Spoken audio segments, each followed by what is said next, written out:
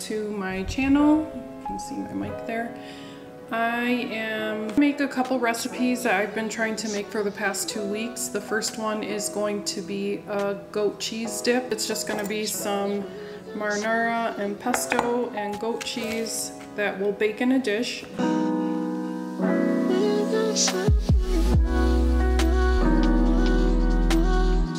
I don't have a bread knife, so I just use like a serrated steak knife and it cuts it pretty nice.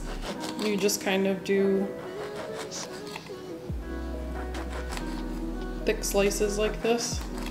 So now that's all chopped. I'm just gonna add them to a bowl.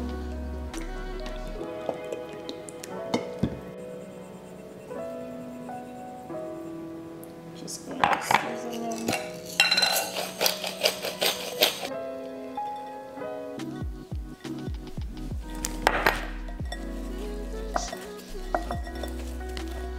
So I'm going to pop these in the air fryer for about 3 minutes at 400.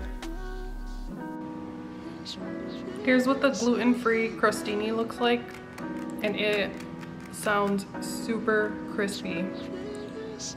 I think I'm going to flip them over and do 1 more minute. So I did 3 minutes and that was perfect. So I'm going to flip them over and air fry them for like another 2 minutes so the bottom can get like crispy. It seems like just the top is. Yeah. See, I don't know if you could see the difference. So I'm gonna flip them over. So it's like 5 minutes all together in the air fryer. And that is quick.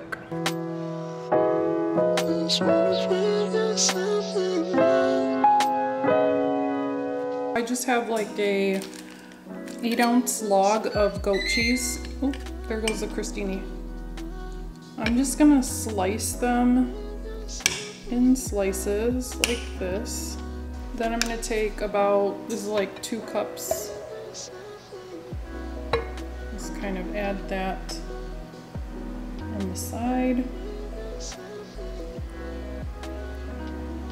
This dip is something that my husband and I always have when we go to this local pizza shop.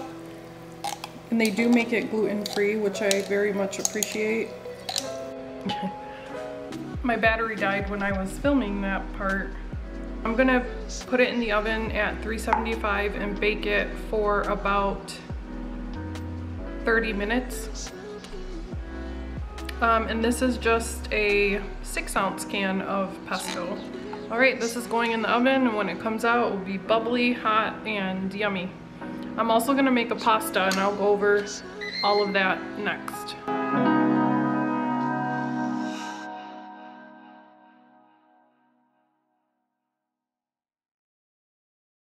I'm going to be making this pasta.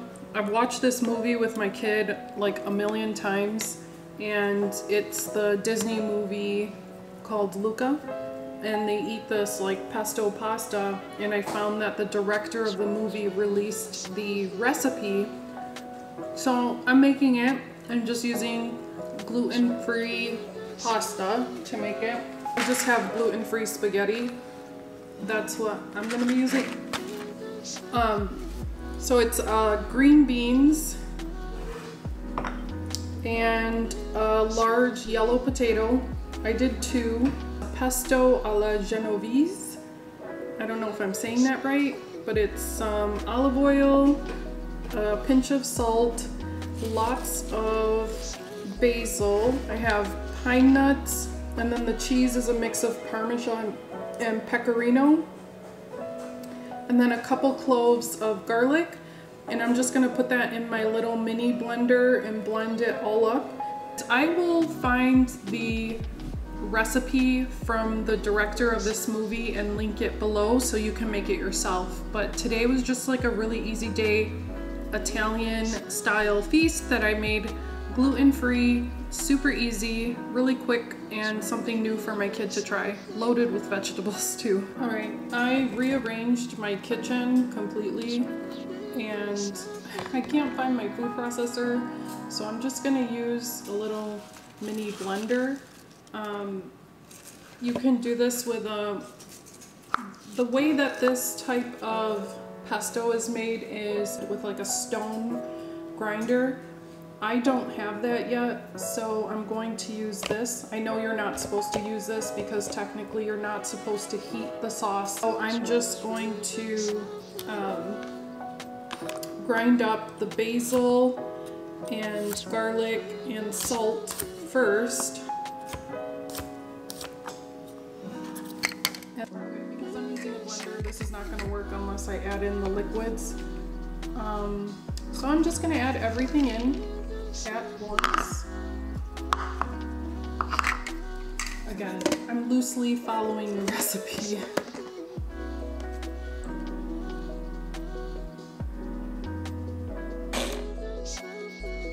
Oh, there's our dip. I think it will still be pretty delicious, but I'm just gonna try it.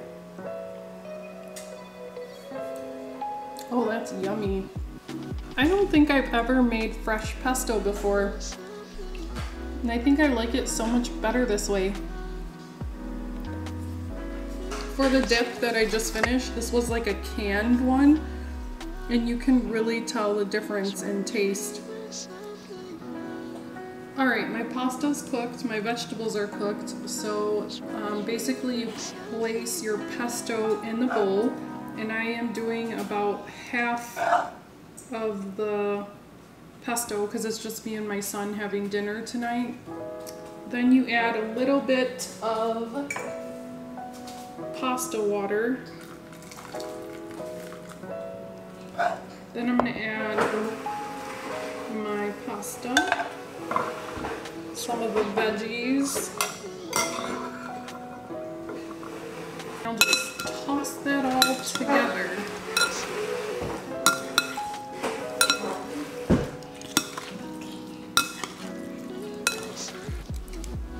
This smells incredible.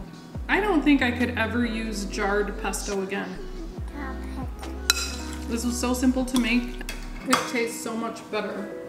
Just need a little bit of salt on it.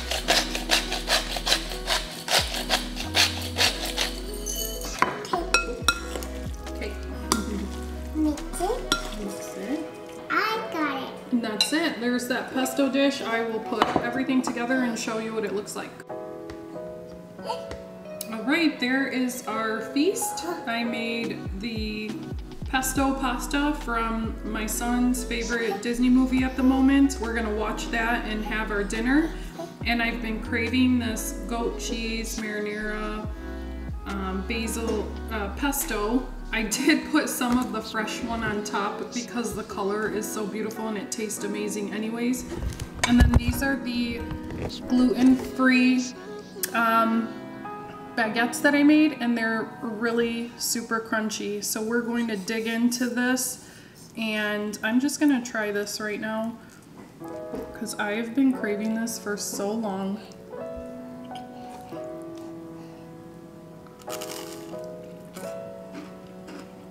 Oh my god, yes. Good thing we have a whole other baguette that I can make more crostini with.